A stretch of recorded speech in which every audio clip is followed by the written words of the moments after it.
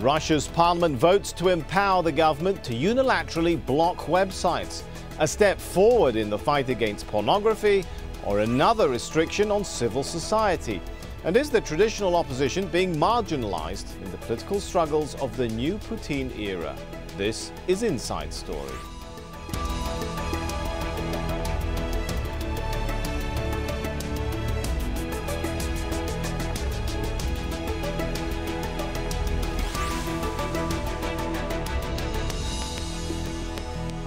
Hello and welcome to the program. I'm Sami Zaidan.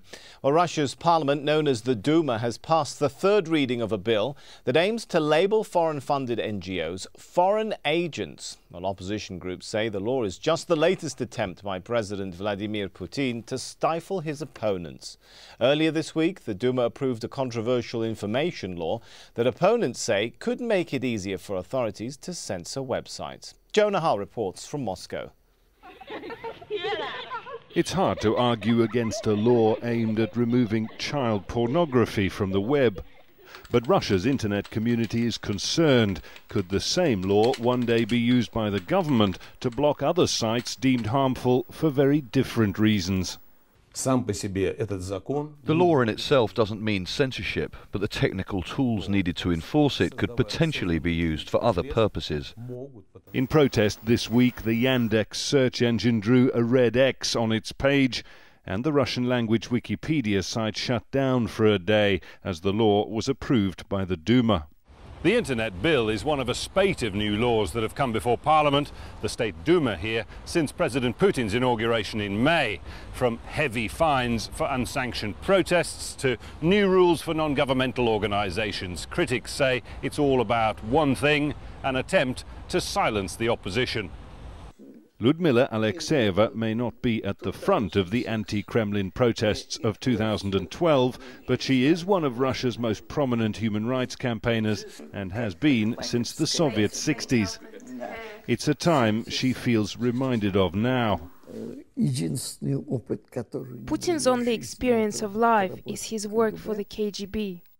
So he sincerely doesn't believe that there are other ways of strengthening power besides suppression, intimidation and lying. Under planned legislation, Alexeyeva's own organisation and dozens like it that receive international funding would publicly be branded foreign agents. The Kremlin says it will improve transparency. But the term foreign agents comes straight from the Soviet age of foreign spies, and Alexeyeva refuses to submit to it. For that, she could face up to 4 years in jail. Jonah Hull, Al Jazeera, Moscow.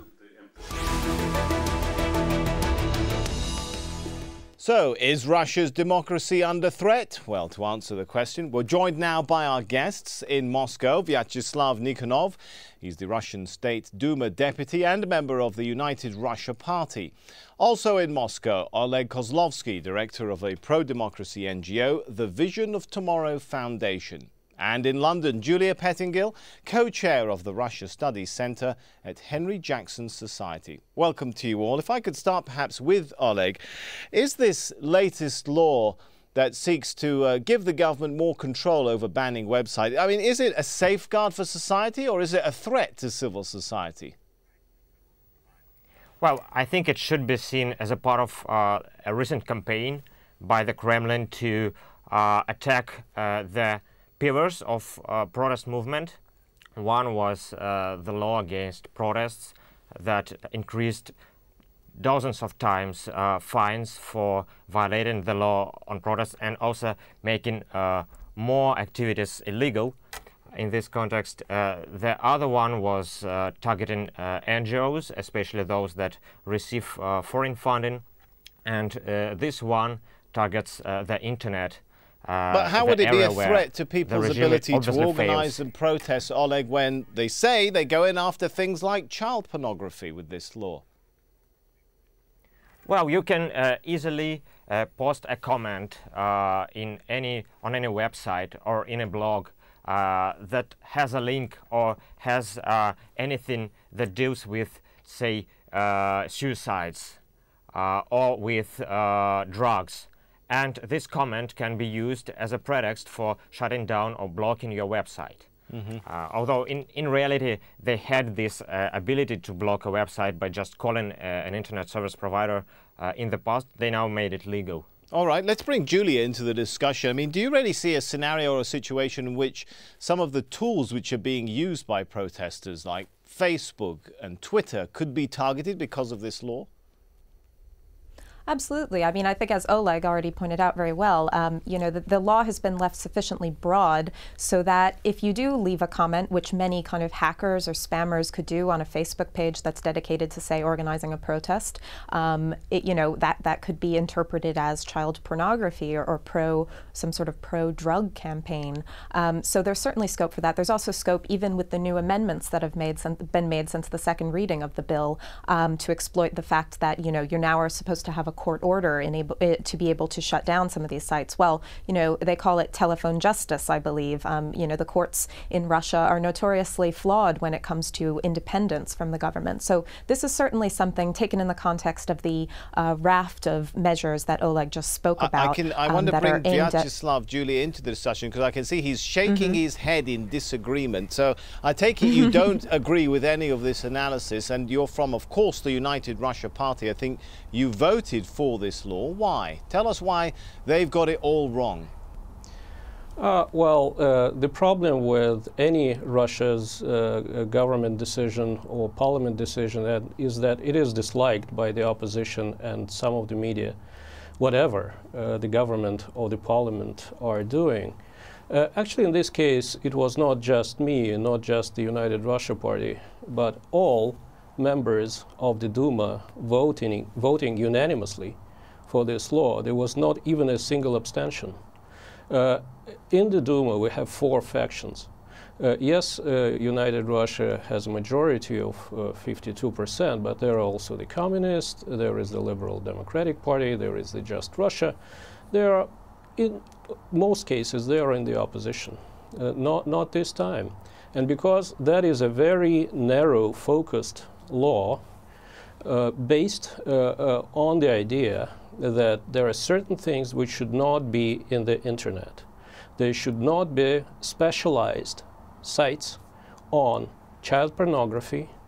There should not be specialized sites which sell drugs, and there should not be specialized sites which promote suicide. All right, and that's it. I guess the point that some of our other guests are raising, Vyacheslav, is who is to prevent this law being interpreted in a much broader way to target sites other than the types that you're mentioning, drugs and pornography? Well, you know, these are all suspicions. Usually we deal with a world of suspicions which never materialize. And of course, no one in Russia is interested in cutting off the internet, in cutting off the freedom of expression.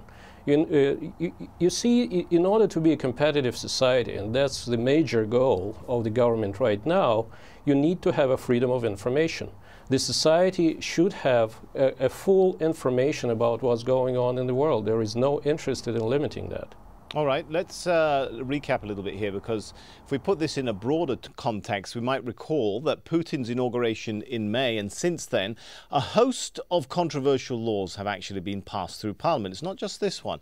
Let's recap on them. In early June, of course, we had the Duma passing a law drastically raising fines from $50,000 to $9,000 for participation in quote-unquote unsanctioned rallies. Well, as for the organizers of those illegal protests, they'll be fined around $30,000. The Duma is now considering another bill, reintroducing drastic penalties for libel.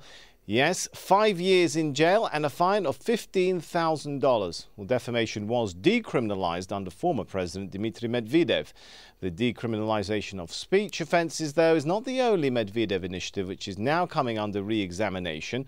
The State Duma has passed a bill that would label NGOs accepting international funding as foreign agents. I'd like to come back to Vyacheslav. When you look at all of that, which is some of the things that civil society raise, can you honestly say that this is not part of a broader trend, a broader attempt to try and stifle the opposition? Well, it's not about the opposition at all. It's about filling the legal vacuum in certain areas which raised attention of the society during the recent months. Of course, then, when you have clashes between the protest movement and the police, and the highest fine for a policeman or a protester is around $30, that is not something which makes society safer. As for the NGO laws, that was not an issue until recently, and I think the psychological threshold was when the amount of money received by the Russian NGOs from abroad reached $1 billion a year. And it is not to ban their activities. It is not about the NGOs, all NGOs having the foreign money. It's about the translating into Russian some laws which are in most of the developed democracies. It is almost a word-by-word translation of the American Foreign Agent Registration Act. It's for the foreign-funded organizations which are involved in politics, not in charities, not in economic exchanges, not in environmental protection, which are receiving foreign funding to register. And that's it. Right. We have 220,000 NGOs in Russia. All right, that's maybe a good about point. 1,000 is getting. You've made a good point there. Let me bring in Oleg into the discussion. Oleg, we would be a little naive, wouldn't we, if we were to assume, as Vyacheslav is pointing out there, that foreign governments are not trying to use NGOs to influence the domestic politics of Russia. What's wrong with labeling and highlighting that fact for the Russian public? Well, what Vyacheslav is saying about translating the laws, and I think he refers to the American law on foreign agents into Russian, actually it's a completely different thing, because the law that they've passed recently, just today actually, on NGOs, it affects thousands of organizations that have nothing to do with politics or with foreign governments. Even some of Russia's leading charities, like Give Life Foundation, claim that they will have to register as foreign agents because they receive minor portions of their funds from foreign citizens, and because they address issues of government policies. Hang on, Oleg, because I can see Vyacheslav is shaking his head again. Very briefly, Vyacheslav, sorry to interrupt you, Oleg, but very briefly, why are you shaking your head? Are you saying that that's wrong? Well, because it has nothing to do with thousands of organizations. As I've said, there are 220,000. So charity organizations, which Oleg is talking about, would they have to carry that label? Are not, have nothing to do with this law. Altogether, there are 1,000 organizations getting some foreign funding. And in my estimate, less than 100 of them are actually involved in politics. All right, so hang on, let me bring, I've interrupted Oleg. Organizations will have to register. Let me take him, your response to that then, Oleg. Did you get your facts wrong, basically? Yeah, I mean, if Vyacheslav read very carefully the law that he voted for, he would see that it's not politics. It's any public issue. Actually, it's policy that this law That's not true. targets. Any organization that tries to affect policies of the government, not just about questions of elections or public officials, just anything. If I object the way the government handles pension systems, retirement system, anything, it may be interpreted. Of course, it may be not. It depends probably on my loyalty, but it can be interpreted as political activities according to this law. All right, let me bring Julia into the discussion, if I may. Julia, the fact that we're now talking about things like NGOs and websites, does that mean, or does that indicate that perhaps the real threat to Putin is coming from untraditional opposition sources? What's happening to the traditional political parties? Are they not seen really as much of a threat to the system now? Yes, I mean, the important thing to understand about the way opposition politics works in Russia is that you have what's kind of colloquially described as an official and an unofficial opposition. The official opposition are the parties that are allowed to register, that are allowed to take part in electoral politics. So you have the Communist Party, you have a Just Russia, these types of parties, and there are very few of those. And they generally, some of them and some individuals will put up opposition to particular policies, and some of them generally just go along with the agenda of the Kremlin. Whereas the unofficial opposition, which I would encompass individuals like Oleg and other activists and unregistered political parties, are the ones who operate on the margins. They are not allowed to register, or they have not registered, and they predominantly exercise or express themselves through protests, through blogging, through these kinds of the unofficial media that has emerged in the past decade via the internet. And the internet has been an incredibly important resource for this unofficial opposition. So I think that it's just absurd to say that the timing of these types of rafts of new legislation, particularly concerning the internet and towards NGOs, isn't related to the recognition that the internet is becoming a more and more potent form of expressing free thought and criticism of the government in Russia. And it's one of the chief mechanisms for the unofficial opposition to do that. All right, let's bring Vyacheslav into this discussion. Do you disagree with that analysis? Are we witnessing the rise of... Oh, absolutely. Oh, tell me why then, sir. Actually, this spring there were adopted several laws which make the life of the opposition much easier. A year ago, in order to register a political party, you needed a membership of 50,000 people. Now you need just 500. And actually, since then, more than 200 political parties applied for the registration. More than 20 have already been registered, and they will be running in the October election. All the opposition parties which wanted to participate, or whatever color, they were registered, and they can participate in the elections. The reason they are in the margins is because people just do not vote for them. That people are, or increasingly, numbers of people are not looking towards the political parties in the parliament to voice their concerns. They're looking to Facebook and Twitter, which is why the government, the assumption goes, is now looking at NGOs and Facebook and Twitter and the media. Yeah, well, you know, of course, there are all sorts of people in the Facebook, there are all sorts of people on the Twitter, I am in the Facebook, and everyone is there. It's not about anyone who wants to control the internet. No one wants to do that. And that is the reason opposition is not popular. It is just because it is not popular. It does not provide any alternatives. It doesn't come up with ideas which are popular with the public. They have expressed their ideas on the internet. They can express their ideas in the newspapers, in the media. They just cannot reach the people. I haven't met a single liberal in Russian province. They're just not there. There are quite a few people who are very in a sharp liberal or nationalist or communist opposition to the government, but you can easily find them in Moscow and St. Petersburg. All right, but, that's not a good much point. elsewhere. Let's take that point. This is really good. I would like to take that to Oleg, though. Doesn't Vyacheslav make an excellent point there, that whether you express your ideas in Parliament, on the internet, the fact remains, when you look at some of the polls, for example, that people are not seeing a credible alternative to Putin. This is not a Russian poll, this is a Pew poll, which showed that while 56% of respondents might say they approve of demonstrations after the December parliamentary elections, 72% also said they have a favorable opinion of Putin.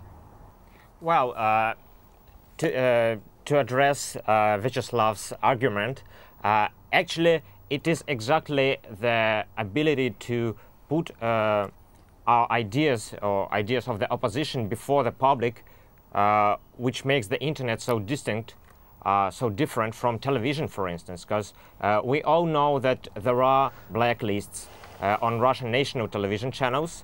They were somewhat reduced following the protests to let steam out of this system, but the internet is the single place where there is freedom of expression in Russia, and not surprisingly, the internet is overwhelmingly in support of the protest movement.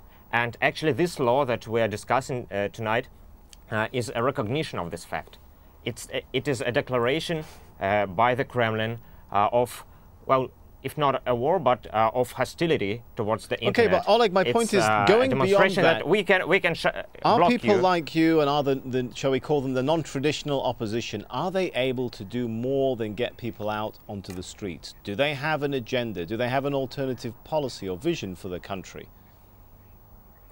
Absolutely. Actually, Vyacheslav made a good point saying. But why aren't people buying it then, according to stats? Dozens. Yeah.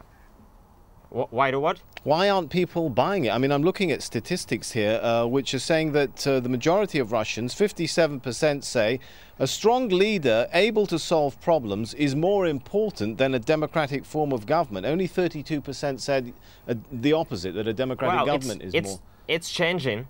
It's changing, and the number of people who want democracy has increased over the last 5 years significantly. And this change of mentality is slow. You can't expect it to happen overnight, but it's happening.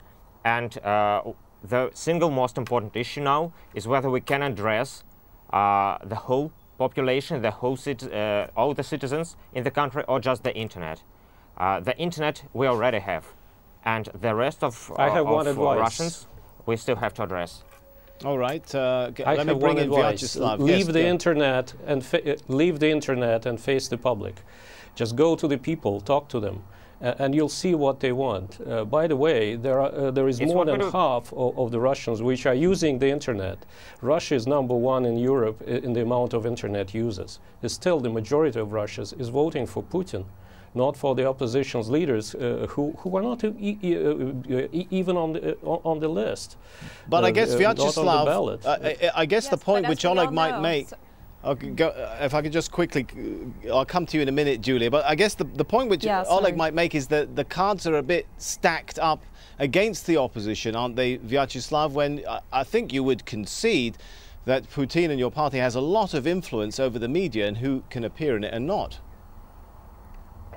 You know, 63% of the Russian media belongs to the foreigners, mostly to the Westerners. You cannot find many newspapers which are supporting of Putin, maybe 1 or 2. All the rest are in opposition. I would agree that a few federal television channels would support Putin, but on television, an average Russian would have dozens of channels. And there are different opinions on the television. What the opposition is saying, give us prime time on Channel 1 every weekend or every day, and the situation may change. Well, but why? They should have it.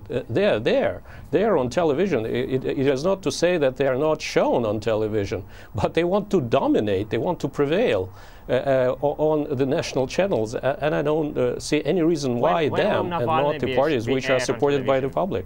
Okay, let me bring Julia in. Julia wanted to jump in. Let me bring Julia in. You wanted to jump in with a comment there. Yeah, I mean, I was just going to say, we all know that the majority of Russians receive their news from television, and television is, you know, almost entirely constrained in Russia. So, you know, that if we're talking about what's most influential, the internet or television, it's certainly the latter.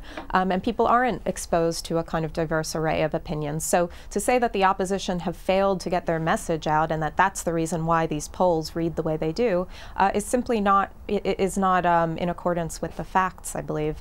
And, you know, the other thing is that the opposition have been operating in a context which has been, you know, almost successively restrained for the past 12 years. They don't operate on any level of political freedom in the way that, you know, it has just been described. It's just not comparable. There isn't free political competition in Russia today. Okay, very briefly, Julia, is part of the problem the middle class? It may be growing, but it's weakening. And to give a stat here, I was looking at the average wage in Russia is less than crisis-hit Greece. Well, I think that certainly, I mean, there are a raft of problems that are coming that could already be causing the kind of discontent with Vladimir Putin and with the way that the country's been run. And that could cause even more because, you know, the kind of investment that people would have expected to be made in the country, the kind of investment that should have been commensurate with the massive amount of revenue that's been raised over the past 10 years has not been made as a consequence of the way the system works in Russia and problems with corruption. Okay, I'm going to give Vyacheslav an opportunity in 10 seconds, Vyacheslav, to counter that. Well, when Putin took over, the Russian economy was smaller than in Belgium. Now it's bigger than in the United Kingdom. All right, I'm afraid we're going to have to leave it there. Let's thank all of our guests. It's been a great discussion. In Moscow, Vyacheslav Nikonov. In London, Julia Pettingill. And also from the Russian capital, Oleg Kozlovsky. And thank you very much for joining us here on this edition of Inside Story. As always, if you want to send us your feedback, you know where to go. Just email them to us at insidestory@aljazeera.net.